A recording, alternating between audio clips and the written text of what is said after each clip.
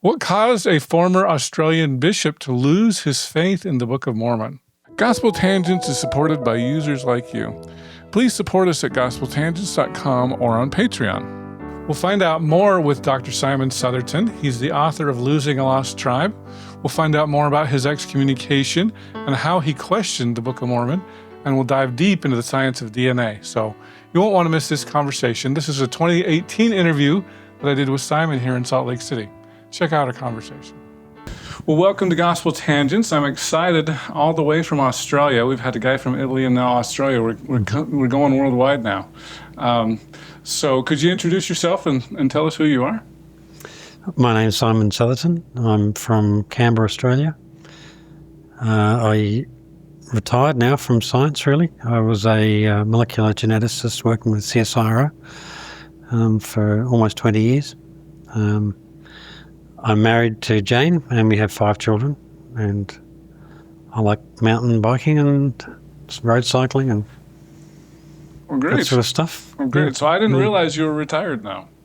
You're too young for that, aren't you? I'm fairly young. I might go and create some mischief somewhere else.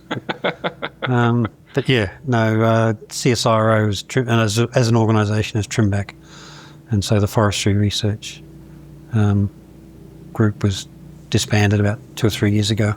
Oh wow! Yeah, and so I've gradually moved out of science. Still interested in science, but not working. Okay. Well, great. Could you give us a little idea on your educational background? How you learned all about genetics and DNA and stuff? Yeah. Well, I was always interested in agriculture, growing plants. More interested in plants than animals, but. So I went to the University of Sydney where I studied agriculture, got an agricultural science degree, and then towards the end of that I specialised in plant disease. So I worked on diseases that infect wheat, which is Australia's major export crop. And it was during that research in my PhD that DNA technology was just emerging, and I could see the power of DNA technology, and so I took up a postdoc after my PhD at the University of Sydney, and went to the United Kingdom and worked in a plant science institute near Norwich in the UK for a couple of years. Then I returned to Australia and essentially joined CSIRO a few years later, where I worked in forestry genetics and forestry molecular genetics. And I was there for almost 20 years, and eventually I led the forestry genetics group for about 7 or 8 years. Oh, wow. Mm. Well, very interesting. So, and sadly, it's been closed down. Forestry is not a major industry in Australia, and we've always struggled for funding, and that's just the way of the world. Some areas of research boom and some bust. Mm-hmm. So it eventually it wound up in 2014. So you're retired already? That just doesn't. Well, I'm 57. It is too young. So I'm almost 58. But I'll probably get involved in something else. I'm not sure at this stage. But, okay. Yeah. Well, one of the reasons I wanted to talk to you here at Gospel Tangents, I like to get a lot of different opinions, and I interviewed Dr. Ugo Perego a few months ago, and you have a little different perspective on DNA in the Book of Mormon. So I wanted to talk to you a little bit about that. I know you've written a book. Can you tell us about the book? Yeah, well, the book is called Losing a Lost Tribe, and I wrote that published that in 2005, I think. The impetus to write the book was I was not happy with the way the DNA science was being interpreted by church apologists, and I felt that was a way of putting them right and correcting them. I don't know how many apologists have even bothered to read my book. There was a review written of my book by Ryan Parr, and I am absolutely certain he hasn't read my book. But that's the nature of the apologetic beast. Their conclusions are already fixed. They're not interested in weighing up both sides of the argument. They're only interested in the facts that fit with their viewpoint. So, but yeah, no, I published the book in 2005, and yeah, since then I think I've maintained a reasonable interest, fairly close interest in the science. I don't think it's correct to say that my interpretation of the science is much different to Hugo. Really? Hugo and I agree on the fact that they haven't found Lehite DNA, and that's certainly correct. No, as far as I'm aware, in the literature, and I've searched the literature fairly extensively, and they haven't identified any Middle Eastern DNA, certainly that arrived prior to Columbus, in Native Americans. So on that point, we largely agree. Okay.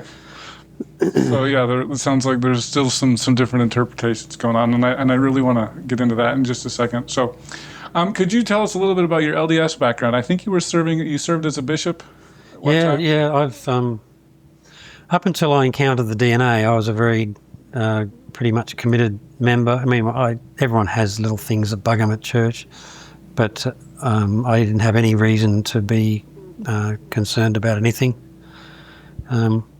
I first became troubled when I read an article in the Ensign by Donald Parry, who's a biblical scholar at BYU, and it was on the flood and the Tower of Babel. And it categorised people into either those who completely denied the global flood, those that interpreted the evidence of science and concluded it was a local event, which I did, and there were those who accepted it completely, that there was the global catastrophe 4,500 years ago. And that's simply not the case. There has not been a global flood because the evidence for that event, it would have been so catastrophic in the genetics, the geology, so many branches of science would have found evidence for that. And so I felt this article lumped me in with the flood deniers, and I felt very uncomfortable about that. I was serving as a bishop, working hard for the church. I was devout. And that led me eventually to search online for writings from other Mormon scholars about the flood, and there was nothing I could find. But I did encounter the Smithsonian Institute has written at the time, a form letter. They get so many inquiries from Mormons about how the Book of Mormon is helping them with their research into Native Americans, that they wrote this form letter distancing themselves from anything to do with the Book of Mormon. And it completely dismissed the Book of Mormon and gave a whole list of evidence. All the evidence didn't have as much impact on me as the way that it was written. It just left me with this conclusion that these scientists were completely and utterly convinced that Native Americans had nothing to do with the Middle East. Now, I haven't done a lot of research into the Native American archaeology or the anthropology or the linguistics or anything. Probably because I'm in Australia and it's not a major interest for us, not a hobby down there. And so, but it troubled me. They were so certain. And so I went on, the internet was just emerging and I had access to search engines, and I searched online for research about Native Americans. And because I worked with DNA, it wasn't long before I typed in Native American DNA, and that's when I encountered the research. And I worked for 2 weeks through the research. There were probably 40 research papers, and by then about 2,500 Native Americans had their mitochondrial DNA tested. So that's basically their maternal line. And all of their maternal lines, bar about 1 or 2%, were clearly derived from Asia. And the other lines looked like they came from Europe and Africa. So I didn't subscribe to the limited geography. I believe the Book of Mormon, like most of the church still does, that most of the Native Americans and Polynesians are descended from Lehi. That's what I believed, and that just completely shocked me. So after 2 weeks, I was just in a terrible state of cognitive dissonance. I believed the science. It was obvious. It was science I was very familiar with. Don't believe any of the apologetic nonsense about me being a plant geneticist and not understanding DNA, because it's just rubbish. I understood the science quite clearly. It's very easy. But I also knew the Book of Mormon was true. And the way I understood the Book of Mormon, because I've read it 7 times, I know what the Book of Mormon says, they didn't line up. So after 2 weeks of grappling with the evidence, we just happened one night to be sitting down with our children.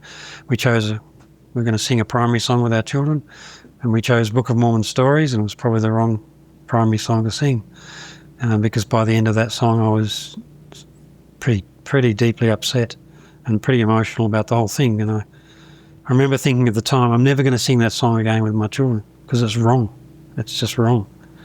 And so I went to bed just feeling very melancholy. I was upset, and I woke up in the morning and I finally knew. I knew without a doubt that the Book of Mormon wasn't history. It's a great book filled with scripture and all these stories. It never happened. There was never a migration of Jews to the Americas in 2000 BC or 600 BC. So, and all my research of the last 15 years has convinced me that conclusion is 100% correct. There's no evidence of any Jewish DNA or Middle Eastern DNA coming into the Americas. Okay. Pretty compelling stuff for me, and this is my work. That's my research area. I work with DNA, and I've worked with it for a long time and led research groups that work in population genetics. That's another thing you'll hear from the apologists. Oh, he doesn't know population genetics. It's such a complex science. It is a complex science, but I work in population genetics. I've published in population genetics in leading international journals. So it's and when you work in the field and you understand the power, you know the full power of the research. It's very compelling when you see that evidence, and you just can't ignore it. So what happened from the time you were bishop to, let's go to today, as far as your church? Well, we actually, whilst I knew that the Book of Mormon wasn't history, I hadn't totally concluded. I didn't want to throw the whole baby out with the bathwater, and I was a primary teacher in a church for a couple of months. I may not have been there every week because I think I might have had some conferences to go to, but I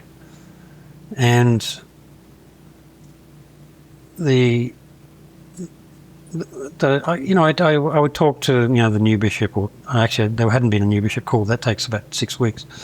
But I was released. Everyone locally that knew me was very polite to me, and because I knew, we'd shaken hands. They looked me in the eye. They knew that I was a good bloke. But then area leaders wrote to me. Vaughan J. Featherston wrote to me.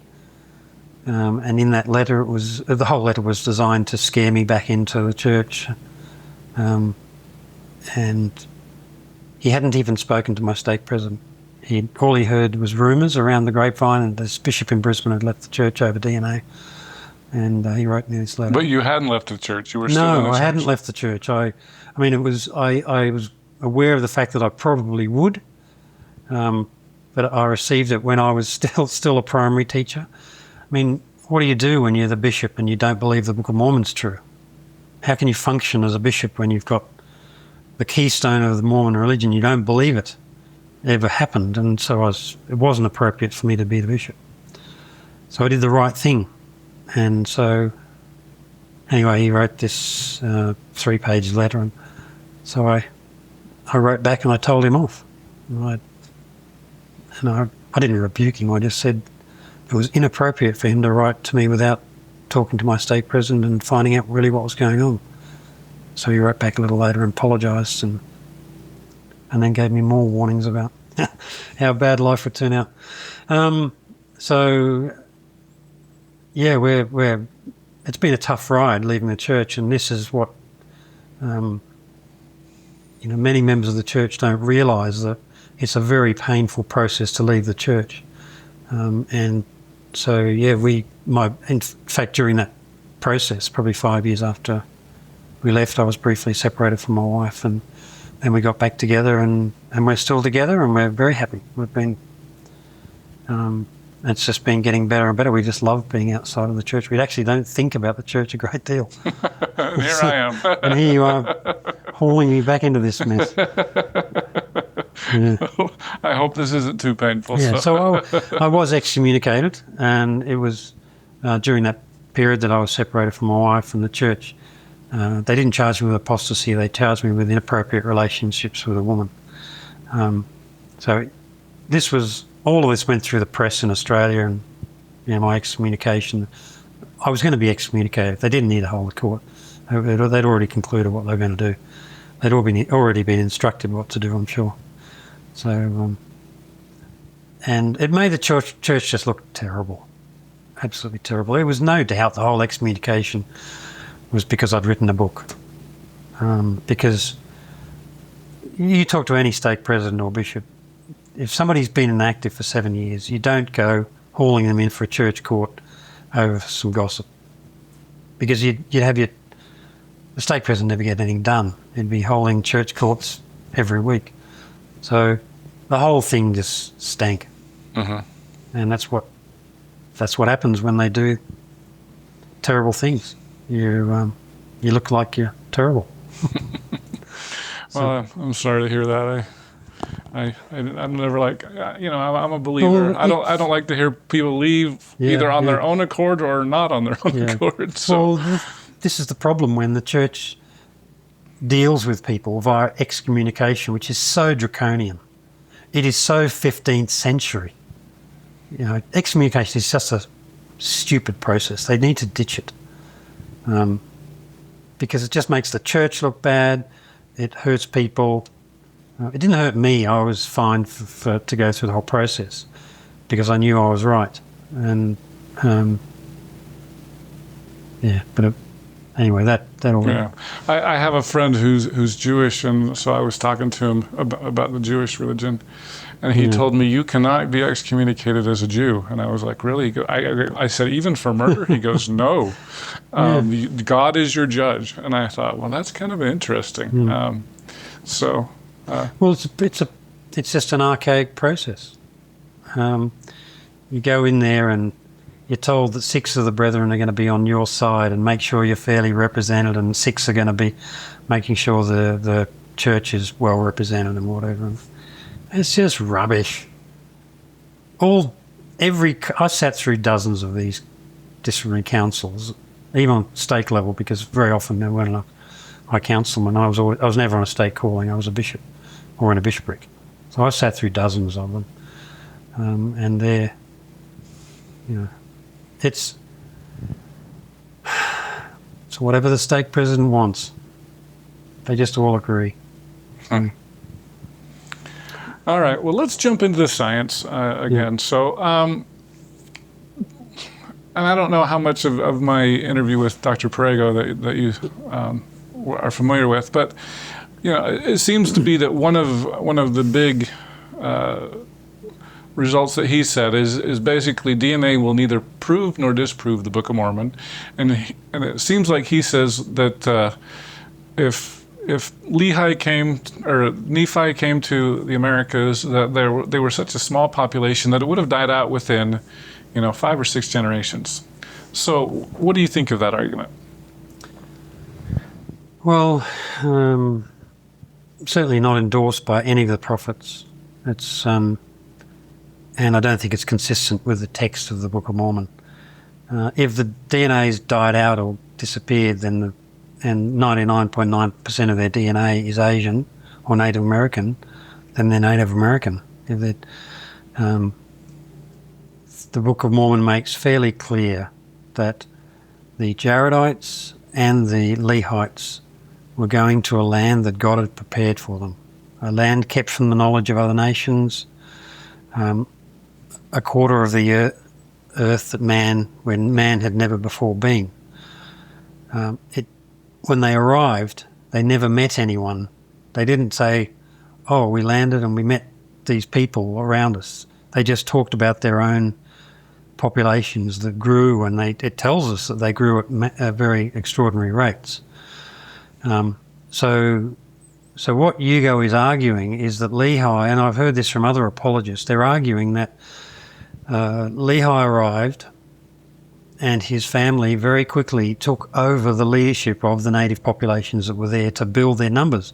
And they've used that argument to justify the rapid growth in the populations. Yeah, I remember Hugo said that the numbers don't make sense just through birth, basically.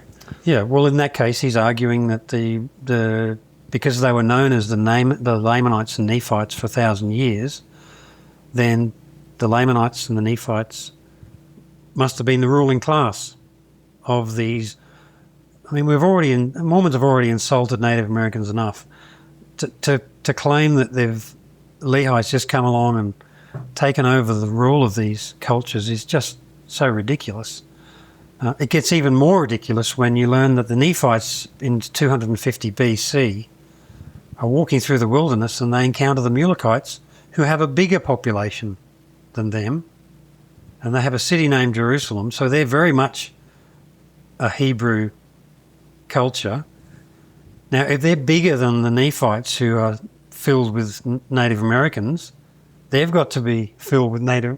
So the same things happened again. You've got the Mulekites when they arrived. Did they take over the native populations and rule them and build their civilizations?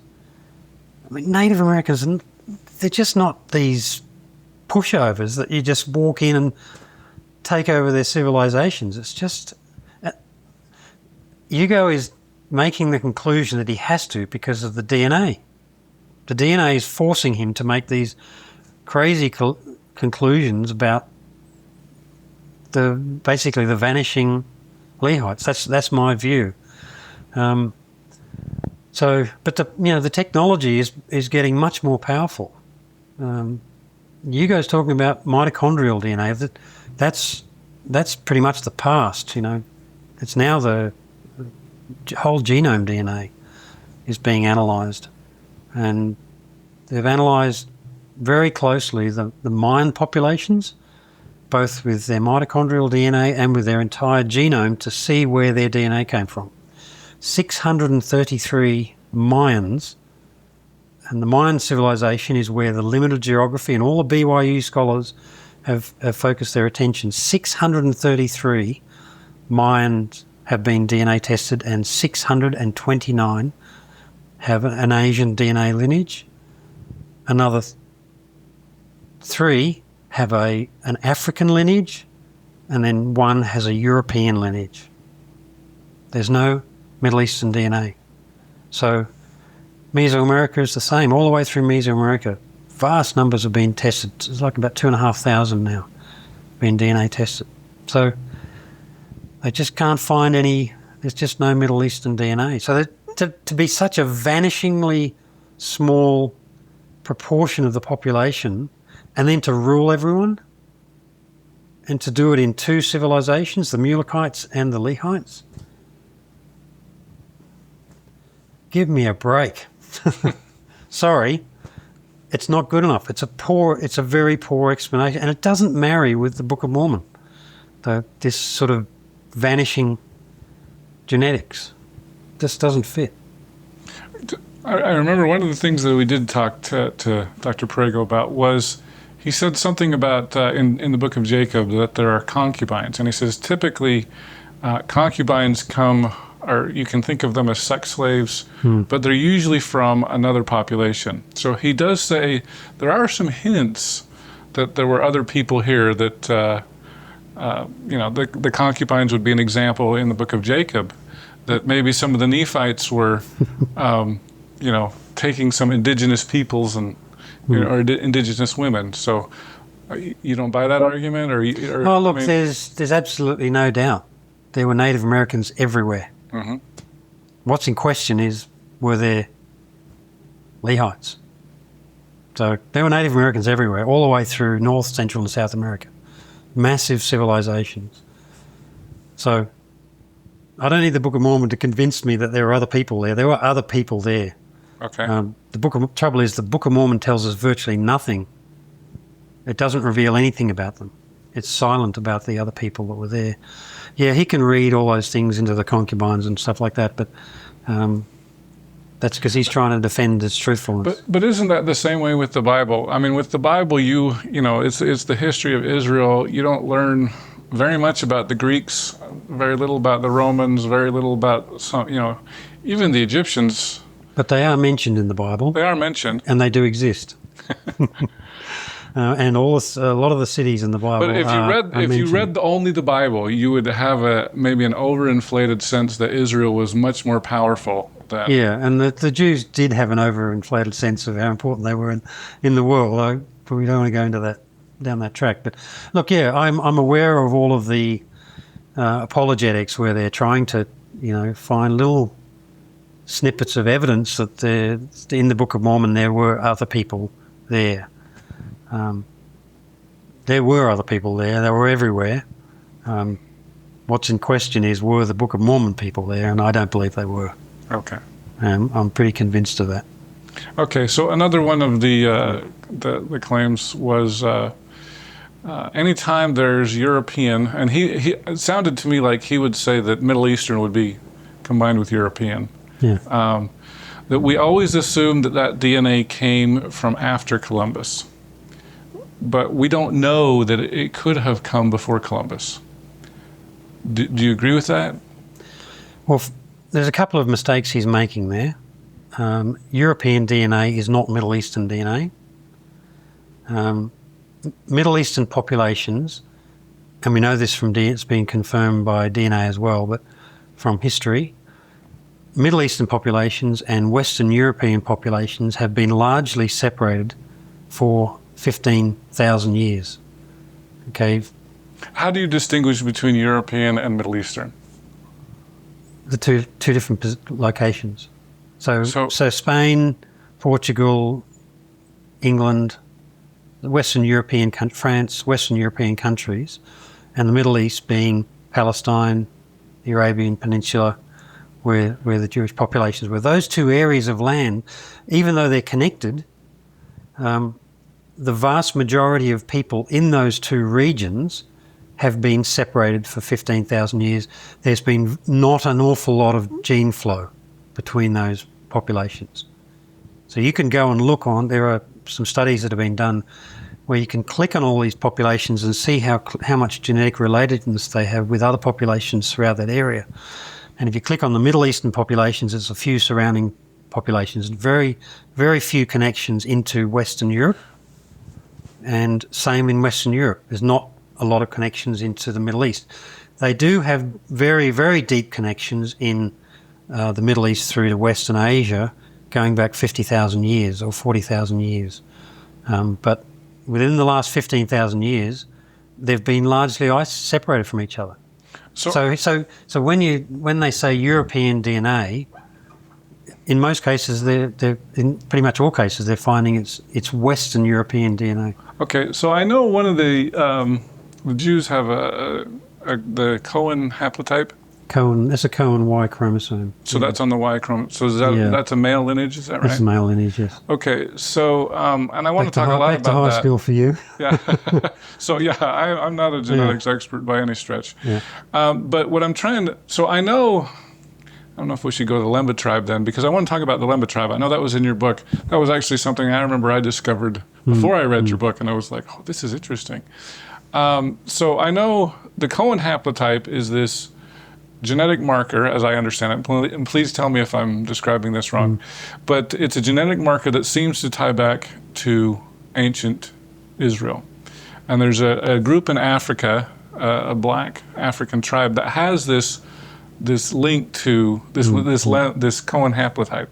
So I guess, and I do want to talk about that, because I know you talk about that in your book, but what I want to say is that the only way you can tell somebody's from the Middle East is with that Cohen haplotype, or is there another marker to distinguish that from, say, Western Europe? Well, there's the whole genome, Okay. and that's hundreds of thousands of markers on the whole genome that have been used to distinguish Middle Eastern populations. So they don't have a nice little name like Cohen or anything like that. It's all just... the Cohen is a particular Y chromosome, which was present in the Lemba tribe. Now, this is a tribe, they look African. They're in Zimbabwe, which is what, is that its current, yeah, I think it's its current name. Anyway, so they're from, and they had a tradition, they had oral traditions that were Jewish. Mm-hmm. And they built very significant stone-walled cities.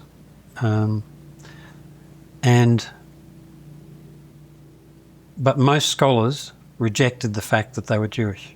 It's not uncommon for native people all around the world to claim that they've got Jewish ancestry. The same thing happened in the Polynesians. Love the fact that they're Jewish, think they're Jewish, because it ties them into the sort of Christian world, if you like. So anyway, it was rejected, and then they did the DNA work, and they found clearly that they've got a Semitic Y chromosomes, in particular this Cohen haplotype, which seems to be very common amongst the males of the priestly class, the Jewish priestly class. So it just confirmed conclusively that there was Jewish DNA that arrived down there, and their history is that from what I can recall, it was a shipwreck of a Jewish ship that was going down the African coast, and so their boat was shipwrecked, and they all got onto land, and they just migrated inland, and then they eventually merged with I thought it was a land migration. It was quite a long land migration. Tudor Parfit is a scholar who's studied it, so I think he's tracked where the sort of places they were, but they ended up in this place called, I think it's called Great Zimbabwe, or New Zimbabwe, the settlement. But yeah, it's a clear case of how DNA, even though it's a fairly small incursion of DNA, they've been able to track it. Yeah, but the would you expect to find something similar in the Americas if that were the case? It may not be. I would expect to see, I didn't expect to see every single Native American being a Jew, having Jewish DNA. I thought at least there had to be something. I don't know what that percentage is, but we're down now to nothing. 15,500 Native Americans have been tested, their DNA, their mitochondrial DNA tested, and it's all Asian or with a smattering of European or African. It's got quite a lot of African DNA. But the whole genome is now being analysed. Most of the progress in the last 4 or 5 years that Hugo's not addressing is the whole genome studies. So, and this is the work that you can get done for yourself through Ancestry.com or 23andMe and, Family Tree DNA. Mm-hmm. I need to get them to become a sponsor. Well, they'll Hugo mentioned them too as well. Yeah, well, they'll test 500,000 DNA markers that are scattered all across your chromosomes, because your whole genome is enormous. It's 3 billion letters of DNA compared to 16,000 on your mitochondria.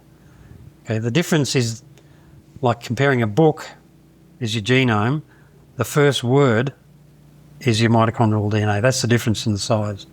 So it's a massive amount of information, but the technology has advanced exponentially over the last 10 years, and so they have about 700,000 markers now that they can genotype very rapidly on an individual or whole population. And among those 700,000 markers are a whole bunch of markers that are unique to Native Americans. There's a whole bunch of markers that are unique to the Druze in Palestine and Palestinians and Jewish-related populations and Spanish and English. And that's how these companies are able to sort of give a map of where your DNA came from. And so scientists have used that technology to examine the DNA of several Native American populations, including the Maya, where the BYU scholars love, and their DNA all goes to either their links tie them to native populations nearby, to African populations, and to places like England, Ireland, Spain, Portugal, Sardinia, in some cases Greece, but just no ties at all to the Middle East. So it's entirely consistent with the mitochondrial work. It's exactly what you'd expect. Okay. So it's getting back to this European admixture thing, don't kid, it's misleading to say, oh, we don't know whether they're pre-Columbian or post-Columbian. The scientists, whenever they've looked to see where the mitochondrial DNA came from, they can say, yes, it's a Spanish H lineage or T lineage. Okay, and so it's pretty clear. Okay. Well, let's talk a little bit about Rodney Meldrum. He seems to have found that, and it seems like you and Ugo probably agree on Dr. Rodney Meldrum's claims. Yep. Can you address Meldrum? Well, I've been less critical of Meldrum than the farms guys. They called him a snake oil salesman, which he is. But he's a salesman. He's not a scientist.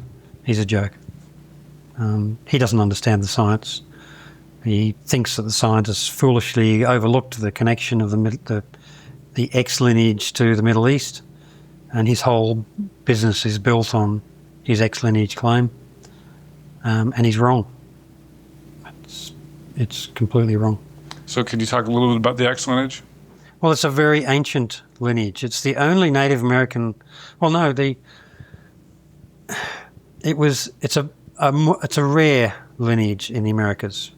The other ones are sort of between 10 and 30% frequency in Native American populations, but the X lineage doesn't even occur in South America or Central America. It's only been found in North America. And that's because it's rare in the populations it came from in Asia. Only a couple of percent. It's actually just all of his brouhaha is about a letter of the alphabet.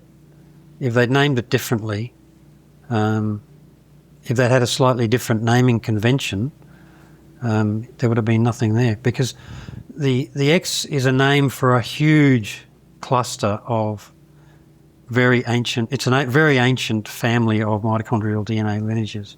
So there's an X1 branch, two major branches, X1 and X2. And then in the X2 branch, there's X2A right through to J, I think is the last one. And it's in the X2A or the X2G lineage that we find in Native Americans, mostly X2A. And all of the other X2 lineages are in Eurasia somewhere, and one of them is amongst the Druze. And that's the one that Meldrum has paid all his attention to. It is very distantly related. They share a common ancestor about 30,000 years ago. So his claims are completely wrong. The X2A lineage in Native Americans has been there since the original founders. Hugo Parego's done some beautiful work on the X lineage, and he's found that it's arrived very early on, same time. Okay, so you're saying that the X2A that's in North America got here before Lehi did? Yeah, allegedly. Yeah. Yes, it got here. If we believe that Lehi came here, it would have been, it's too early. 13 or 14,000 years ago or earlier. Yeah, right. Yeah. So it's just a very ancient lineage. So, I mean, if they'd broken the X lineage down to the... I guess another complication on the X, because it's so rare in Asia, they haven't found a directly ancestral X2A lineage in Central Asia. In fact, they haven't found a close relative anywhere in Asia. And that's because it's only there in the population of 1%. So if anything's there at 1%, if it's 1 or 2% in America, it's quite possible that it was there at 0.0001% in Asia, and it's expanded into America. So it might be extremely rare in Asia, and so you've got to screen thousands and thousands and thousands of individuals to find that link, that ancestral one. And they may have died out. The ancestors of the people that went into the Americas might have died out to some extent, and it might have gone extinct. So we don't know. Okay. But there's no doubt it's another. It came in from Asia with the other ones. Yeah. Okay. Let me ask you another question about the Vikings. And I'm pretty sure you saw my post on the Vikings. So one of the things that Dr. Prego mentioned was that we have found Native American DNA in Iceland or Greenland, wherever the Vikings came from, but we have not been able to find Viking DNA in the Americas. Well, did he claim that they'd found natives? I believe so, yeah. Okay, that's not been conclusively shown. There was a C lineage, C mitochondrial lineage found in Iceland, and they suspect that it came in before Columbus. Yeah, sort of fairly on before Iceland was sort of swamped with Europeans and potentially amongst them American Indians, because they, after 16th and 17th century, there's a bit of movement of people around. Yeah, so there's no direct match for the C lineage they found in Iceland and in North America. But even if it is shown to be a genuine link, that wouldn't surprise me at all, because the Vikings reached here, they did their raping and pillaging like they normally would do, and they would have gone back to Iceland with a Native American that they picked up. That would explain how a female DNA lineage has landed in Iceland. But the Viking voyages to North America were recorded, the historical documents. So they know what they were doing. They went there and they raided the natives, fought with the natives, and then took off. They never really settled for very long. And also there was a very, very cold period, sort of a mini ice age during that. I'm not exactly sure of the dates of that, but it was after 1000 BC, and that very cold period made much of Greenland and sort of northern Canada very difficult to inhabit, and so they chuffed off out of there, because they also moved out of other places they inhabited, because they became very difficult to live there. What I remember of our conversation was that what he said was that they actually didn't fight too much with the Native Americans. It was more of a trading relationship, but they probably did take some Native American women back with them. They could have, yeah. So it does. But he was saying that there's no Viking DNA that we've been able to find. I don't think they've found any yet. I wouldn't be surprised if there some cropped up. But it doesn't give me any. It doesn't. It's interesting science. Well, it's just the parallel. It's just interesting. I don't see a parallel with the Book of Mormon though, because these people were not coming here to settle and establish civilizations and populate the place. Vikings have a history of bloodshed and attacking people. Though like the Vikings that were raiding England and France and Spain, it was a pretty brutal sort of. And it's also a recorded history, and there are documents that record it was a violent confrontation very often. I think. In fact, Will Bagley was talking today, and he mentioned the fact that one of the leaders was shot by a native arrow and died. So it wasn't. It wasn't. It bears no resemblance to what was allegedly going on with the Book of Mormon people. Well, his point is that we know the Vikings were here. We can see their settlements. Yeah. We can't find any DNA from them, and so he sees the parallel with. Yeah. The Lehites, we can't find their DNA. Yeah. So you don't agree with that parallel, or? Well, I can see the point he's trying to make. He's just trying to create, we can't find them. Well, but it just bears no resemblance to the Book of Mormon account. What we need to hear, we don't need to hear the excuses, the DNA excuses for why we can't find their DNA. What people need to hear from the church is an explanation for a new narrative, an explanation for the Book of Mormon narrative. How do we fit this vanishing story with the text, the scripture? If you read the scripture, it's really quite clear. They were very significant populations of people. So the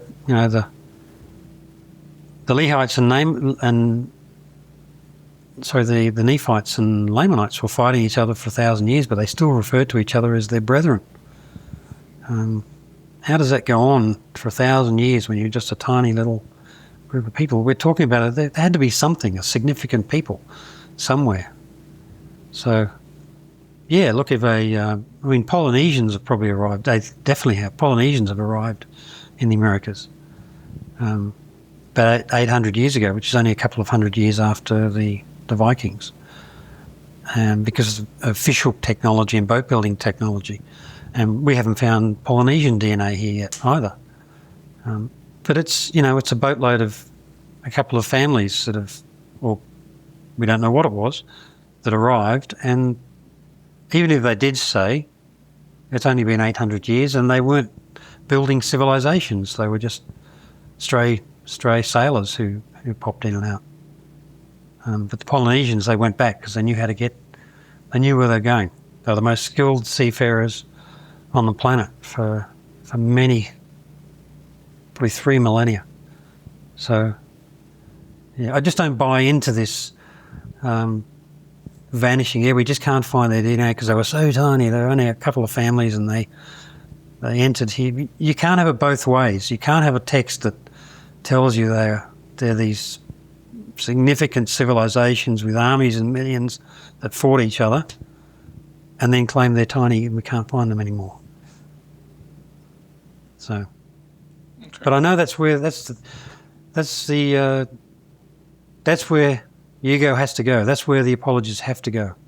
They have to go down this route of vanishing. They've vanished, disappeared, because why?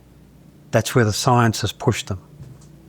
That's where they've been pushed to go, because they know the science is so powerful. The DNA science is just so cut and dried. It's so clear. And the fact is, this stuff's been going on for it's pushing 30 years of DNA research on Native Americans, and we don't have a single sign of pre-Columbian Middle Eastern DNA. Now, I did do one other interview with somebody, a non-scientist, so this might not be the best question, but I'm going to ask it anyway. Because it was actually with Jim Van Cannon. He's in the first presidency of the Remnant Church of Jesus Christ of Latter-day Saints. They're a breakoff from our LDS church. And one of his questions was, well, have they tested all of the Indians? I know it sounds like we've done the Mayans and the Olmecs and that sort of a thing, but can we, have we tested the Iroquois and all the other Native American tribes? I know you said there was 15,000 that have been tested. 15,500 from probably in excess of 250 tribal groups. So 250 tribes. Do we know how many tribes there are in America? I don't know. It's probably many more, hundreds. Many more than that. But it's it could even be more than that, because very often when they report a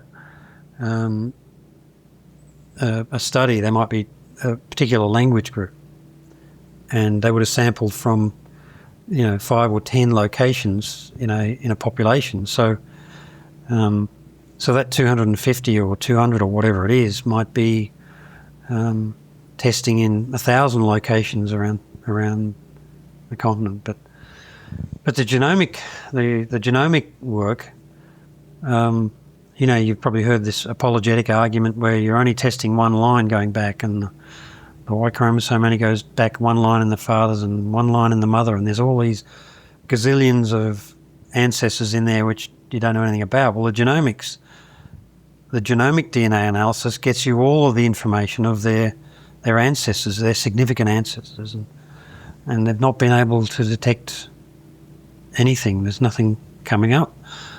So yeah. Well, let me ask you this, because another thing that we know is, the Native American populations were decimated by the Spaniards. So I want to say that there's only 4% of Native Americans, let's see, 1/25th, 4%, I believe, that survived the disease and the guns and the wars with the Europeans that came here. And it wasn't just the Spanish, the English did it too, and the French and everybody else. So is that an issue as well? As, we've had all of these, especially disease outbreaks, so we've lost a lot of Indians, or Native Americans, I guess I should say. And so their DNA has been lost? Is that an issue? Well, Lehi and his family allegedly came from the old world. If anything, I would have thought they would have had more resistance to disease than native populations in the Americas. So there's no reason to believe that they would be more susceptible than native populations. And if their populations, if all the population, New World populations have been decimated, then they'll all be decimated at the same rate. It wouldn't change the proportions, unless Lehite DNA just happens to be very unlucky DNA and just disappears. But it just seems to me ridiculous. Well, if you lost 96%, that... But you lost... You wouldn't have to be that unlucky, would you? No, but if there are non-Lehites and there are Lehites, I would expect their amount to decline at the same rate. So it would not change the proportions that were there. If they were 50-50, let's say, and 99% of them were wiped out, in that 1%, that'd be 50-50. There's no reason to believe that the Lehites would be any more susceptible to the being wiped out than the non-Lehites. Okay, the disease germs aren't going to target the Lehites, are they? It's just grasping at straws. It's an excuse to reconcile the absence of DNA. 15,500 have been tested, and we don't have a single candidate for Middle Eastern DNA. And if you extrapolate that to 1 million people, 1 in 15,000 is about less than 1,000 individuals. Maybe Lehites, but we haven't detected them yet. It's just becoming a vanishingly small proportion of the population that we just can't seem to find. It's about time we just accepted the truth. That's what I think. Okay. And the truth is, there were no Middle Eastern voyages and colonisations prior to Columbus. Sadly. I thought there were. I knew there were. I thought via feelings, I interpreted my feelings to think that was the Holy Ghost telling me it's true. And feelings are about as unreliable as any method going around for determining truth. Mm-hmm. You don't see scientists using their feelings to interpret their scientific data. You go where the facts take you. Okay. So yeah, I don't argue with apologists, because it's not a fair fight, if you like, because their conclusions are fixed. And they've been quite public about that. Daniel Peterson, Rodney Meldrum, Kerry Milstein, they've all said effectively, I know the church is true, so anything that contradicts it is false. So I've got my fixed view, the Book of Mormon literally happened. Anything that contradicts that, I'm not interested. I'm only interested in evidence that supports that fixed view. I'm not interested in talking to people that deal with data and evidence in that way. It's just pointless. All right. So one other question that I wanted to ask you was, do you know who John Hamer is, by chance? John Hammer? Hamer. Hamer. Yeah. So John Hamer, I'll just give you a little background. So he went to BYU. He left the church, and he's now a pastor for the Community of Christ up in Canada. Okay. Yeah. And just in October, in fact, it could have, I don't know, but they put him in the quorum of 70 for the Community of Christ. So one of the interesting things, conversations that I've had, I actually have. They do have 70 members? Well, we don't have 70. Do they have 70 members of the quorum of the 70, or just a bunch of them that? Yeah, so that's a good question. I don't think, we've got different quorums. We don't have 70 in every quorum, but but yeah, eventually it's the same sort of structure. Right. But at any rate, one of the interesting things about John is, like you, he does not believe that the Book of Mormon is a historical document. But he believes that it is Scripture, and he believes that it has a lot of good spiritual truths. And in the Community of Christ, as I understand it, and if there are any people listening out there, tell me if I'm wrong, but you can believe the Book of Mormon is historical, or you don't have to believe it's historical. And so John can give, I've heard him give some really interesting lectures and even blog posts on the Book of Mormon, and how it can be a spiritual scripture, even if you don't believe it's historical. Which is a very different view than in the LDS church. So I guess my question to you is, is that something that you could hold, that it could be a scripture, even if it's not historical? No. I couldn't. I know some people can. I actually had a good friend. Who was a member of the Community of Christ, as a scientist in England when I worked there, and he would have been one of those that didn't believe it at all. That it was historical. He may have seen some value in the scriptures. As far as I could see, there's an awful lot of Mormon beliefs and doctrine that's not in the Book of Mormon. It doesn't strike me as any more scriptural or inspiring than what's written in the Bible. It's just Joseph Smith distilling 19th century ideas and some of his own ideas into the scripture, but there's no doubt it's a historical document. It was written to look like an historical document, and he believed it was a real history of the American Indians. So whether he interpreted the ideas that were coming into his head as revelation from God as he was looking at the seer stone in the hat, or not, I don't know. But personally, this idea of having a true scripture but a fabricated narrative just doesn't wash with me. Okay. It's just. I can understand somebody who really wants to stay in the Mormon church, and they're going to lose their family or they're going to lose their job, and hi to all the BYU people, academics that don't believe the church is true and are there to keep their salary. Because I know there's quite a lot of them. I can understand people doing that, but it's not for me. So we started talking a little bit about Noah and the flood. So where do you fit on that story now? I know you said that you used to believe there was a very large deluge, because the flood myth is not common, not just Christianity's. It's there are other belief systems throughout the Middle East and Mesopotamia that all contain this flood myth. There was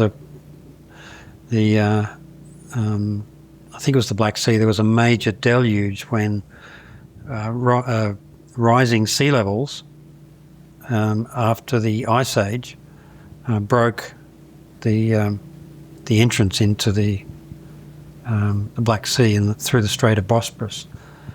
And so they know, the scientists, there's plenty of scientific evidence of a major deluge that's flooded the area surrounding the Black Sea. So there would have been devastating consequences for all the farming communities around there at the time. And that might have been sort of, I don't know the date of that, but it might have been 8,000 years ago. Okay. So yeah, it was an event. but yeah, it just didn't happen. What didn't happen? A global flood. Oh, okay. The only way it could possibly have happened would be if God had hidden all of the evidence of it, deliberately and manipulatively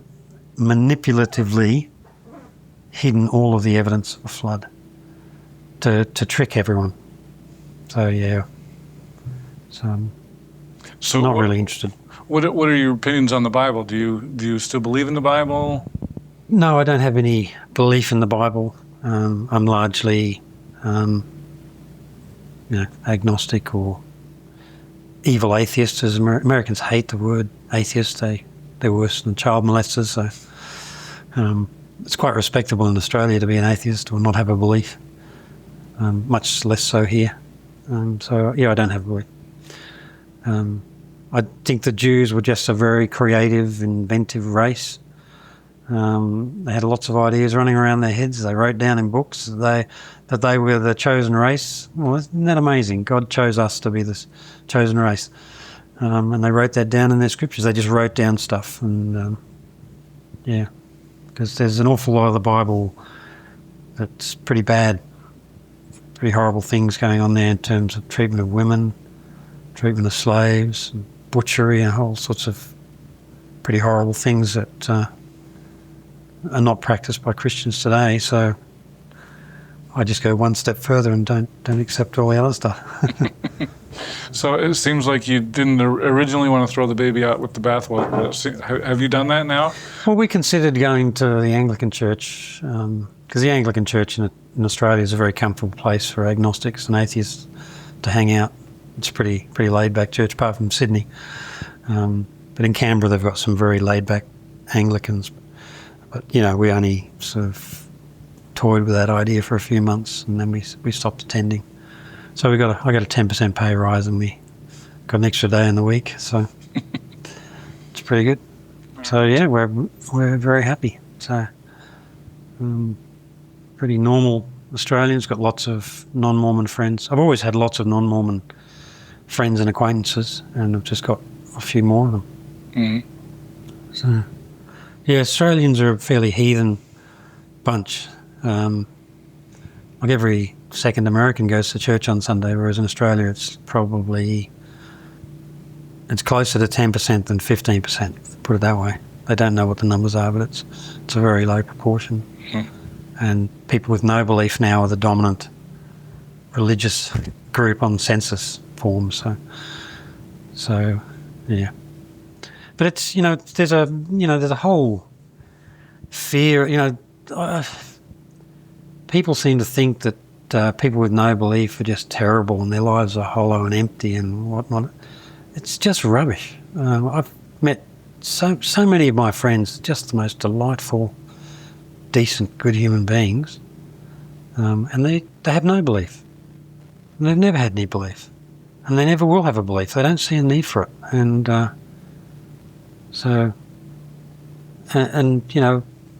lot of the happiest and most decent countries on the planet, many of the Scandinavian countries and European countries, are the least religious countries on the planet. So it doesn't, religion, it's not necessarily it's not what we need at the moment. I think we need less religion. Yeah. All right. Well, I thank you for spending so much time here with me talking on Gospel Tangents. And do you have any last thoughts before we go? I don't know. Stay happy. Keep out of trouble, and don't. You Americans just don't annoy the North Koreans too much. I know. Yeah. And get a new president. I can recommend the New Zealander one. In fact, that's my last comment, is that Australians have a habit of claiming anything good that comes out of New Zealand. And New Zealand has just appointed an ex-Mormon Prime Minister. I heard about that. Who left the church because of their stance on LGBT issues. And looks fantastic. It's a very exciting time for New Zealand and Australia, because we're going to I'm claiming her as our own. So, Yeah, I have a gay daughter, and means a lot to me. Marriage equality, and pretty sure we'll have marriage equality in Australia by Christmas. Oh, is it?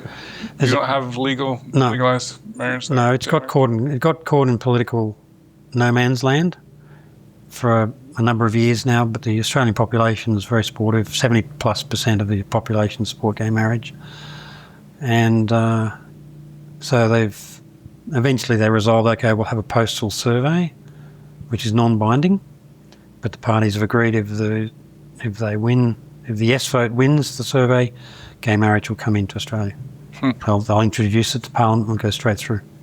So they already know the yes vote's like about 65%, and no 35, something like that. So we should have it by December. Interesting. And those Kiwis, they did it a couple of years ago by a vote of Parliament. Oh.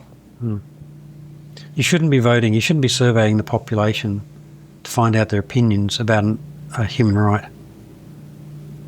That's what your politicians are for. Politicians should lead and do what's right. And the right thing is just to let it happen, which they are, finally. Okay. Well, all right. Well, thank you so much. I really appreciate you talking here on Gospel Tangents. You're welcome. Thank you. Mm-hmm. Thanks for listening, and I hope you to continue to enjoy Gospel Tangents. Consider becoming a Patreon or go to gospeltangents.com/shop, and you can get a cool tie, a hat, or even a nice mug. You can also get a sweatshirt. So check it out at gospeltangents.com/shop.